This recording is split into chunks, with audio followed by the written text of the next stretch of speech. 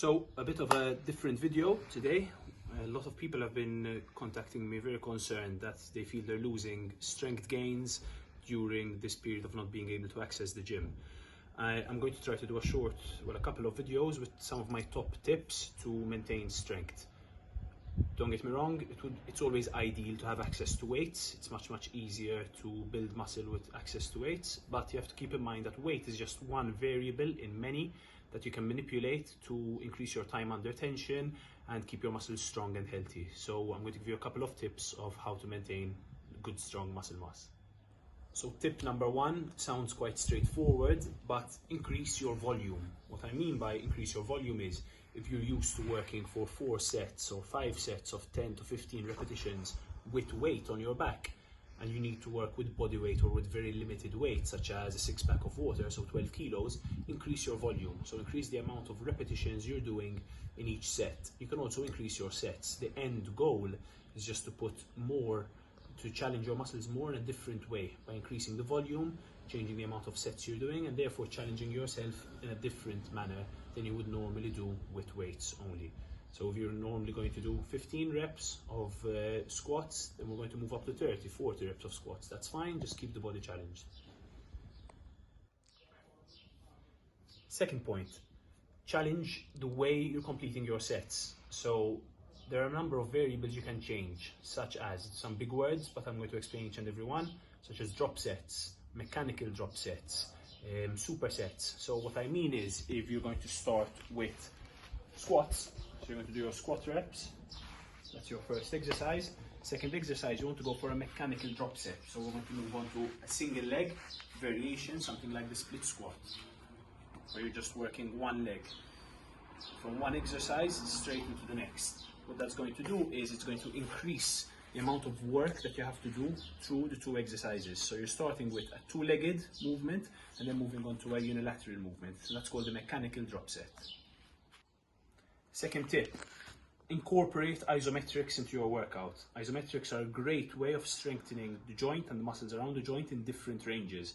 I'm going to give some great examples. Ones which are super challenging and if done well will completely crush you. So for example, just going into a lunge position, holding that for 3-4 rounds of 30 seconds up to 1 minute.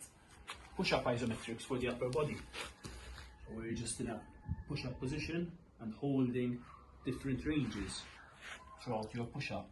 That's great as well.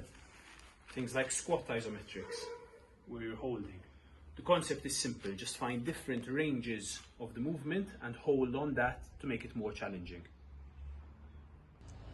Tip number 3, move away from your usual bilateral training and as much as possible go to unilateral training. What that means is, instead of doing things with 2 arms at once or 2 legs at once, move on to single-sided exercises. I've shown this exercise already, it's one of my favorite exercises of all time, the split squat. So where you're working front leg mainly, 2 kilo weight, same as a bottle of water, single arm, shoulder press, single arm side raises, single arm front raises. The concept is simple, just move towards using one side at a time instead of 2. It's going to be working your core at the same time and you're going to have to work much harder in order to challenge that one limb instead of both together. Makes your weight more efficient. So tip number 4, add something called a mechanical bias, which is basically changing something in the exercise to make certain muscles work a little bit harder. I'll give you 2 of my favorite examples, and if anyone wants further examples, just feel free to get in touch. First of all is to make the quads work a bit harder.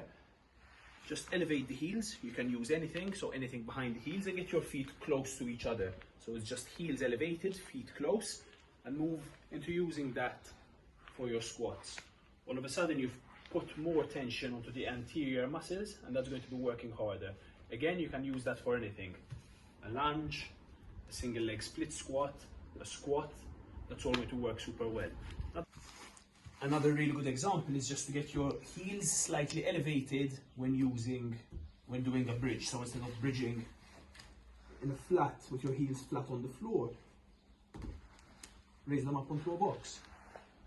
And that's immediately going to make your posterior chain, the muscles at the back, work much harder. You can make this harder and harder. Just to use the examples I gave earlier, arms off, single leg. And you immediately have a much more challenging exercise than simply bridging. I guarantee 20 reps of that is going to be challenging for anyone. So here we can see a clear example of a mechanical bias, with the heel elevated and the band pulling forward to make the quadriceps, the front muscles of the leg, work harder. Mechanical bias example. Tip number 5. There's a massive power in plyometric exercises, which is jumping related exercises. So I would greatly recommend ending any strength workout you're doing with some sort of plyometric activity. Simple examples are things like drop jumps, where you have an elevated surface, falling and jumping. Things like split squat jumps. Simple things like squat jumps. For the upper body, there are things like push-up jumps. The aim is just to go into a more challenging activity towards the end of the exercise, and plyometrics work great there. Again, 3 to 4 sets, 10 to 12 reps, make sure it's challenging, and just move into that to end your workout and make it more successful. So I hope those couple of tips have helped. Remember, it's all about increasing your time under tension again, so the amount of time when the muscle is working.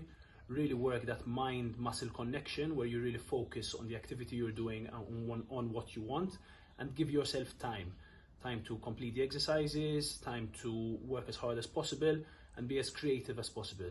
I'm here to help if you need it, and as I always let you know, remember that online consultations are happening, and if you enjoy the content, please feel free to subscribe on the YouTube channel and click like. Have a great afternoon, and see you all next time.